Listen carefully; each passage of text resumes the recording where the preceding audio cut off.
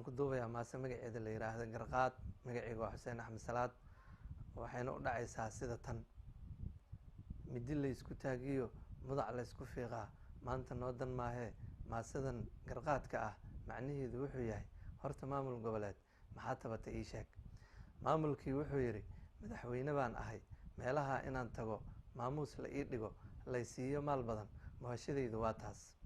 waxaan iri warmoogow ma akhrida dastuurkoo ma og tahay inuu jiro madaxweyne qaranoo isagoo hawsha maamula. maamulkii wuxuu yidhi madaxweynenimadiyo middaa aan u daayee mooradeyda yoo iman. waxaan iri warmoogow ma og tahay inuu jiro madax talisa qarankoo iyagoo hawsha maamula maamulkiina hoos tago.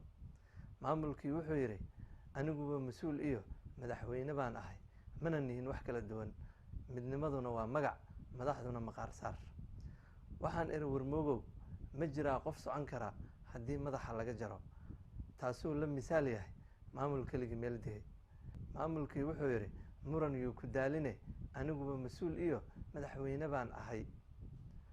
gabangabada madashii waxaa laysla meel dhigay haddaan maamul goboleed miiskaa ka soo degin, madaxdeenna qarankuna meel marin dastuur dhaba, moolkaan kusii jirin mugdi baan ku noolaan.